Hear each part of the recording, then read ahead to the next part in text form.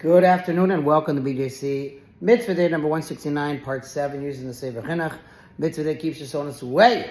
Continuing with the Mitzvah 169, the tumah of a metzora, the impurity of a metzora. And here we go. A solution, got it right this time. Gris has a rounded shape.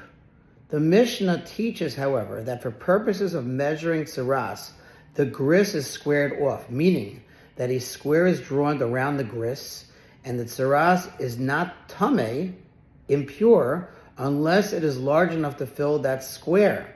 The Chinuch describes the size of that square for those who do not have a Cilician gris.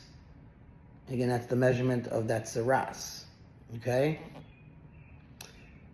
In practical terms, this minimum measure of tsaras is a square patch of skin that is large enough to contain 6 hairs growing in its length and 6 hairs growing in its width. Interesting.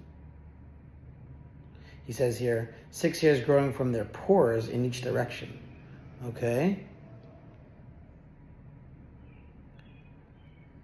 If the width, which is the square area of 36 hairs. Oy vey, wow. If the width of the blemish was only equal to 5 hairs, then even if its length was as much as an amma, which is about 18 inches, 24 inches, the blemish is not considered tsaras, for we require that it have specifically a length and a width of at least 6 hairs in order for it to be considered tsaras. Okay. The Chinuch discusses the criteria for determining whether a tsaras blemish is tummy or tahor. First, he addresses the fact that the Torah, in several instances, expresses these criteria in regard to a beheres, not mentioning the other appearances of tsaras. Wherever the term beheres is mentioned in the Torah, in connection with a sign of tumah, impurity, or tahara, purity, the same law applies to all of the 4 appearances of tsaras.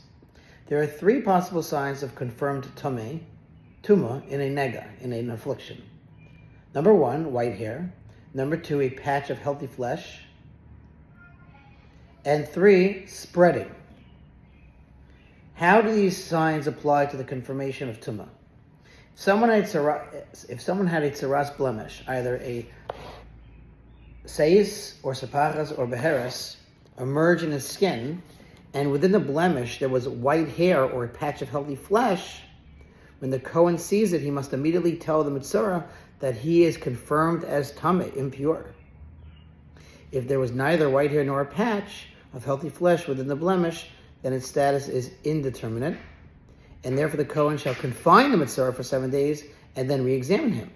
If at the end of his 7-day period he observes that the blemish has spread, in this case too, he shall immediately confirm the metzora as tumah, impure. For spreading is also a sign of tumah, as we have mentioned. Similarly, if at the end of the confirmation period the Kohen observes that there is white hair or a patch of healthy flesh within the blemish, he immediately confirms the metzora as tumah, impure. If none of these 3 signs of tumah emerged on the metzora during the first week of confinement, the Kohen shall confine him for a 2nd week. If at the end of the 2nd week the Kohen observes that one of these 3 signs of tumah, white hair or a patch, healthy skin, or spreading, emerged on the metzora, then the Kohen shall declare him as being a confirmed state of tumah. And if these signs are not present, as none of them have emerged, the Kohen shall declare him tahor, pure. For there is no confinement on account of its tsaras of the skin of a person's flesh for more than 2 weeks. It's important to know. If after the Kohen declared the metzora tahor, or pure, one of the signs of tumah emerges on him, the Kohen shall likewise immediately declare him tumah. For those 3 signs of tumah always render the metzora confirmed as tumah, whether they appear at the outset or they appear after the confinement periods. Wow, lots of information here. Thanks for listening. We will continue with this long mitzvah, God willing, tomorrow. Sponsor feature mitzvah 36, 100 for the gold. Have a great day.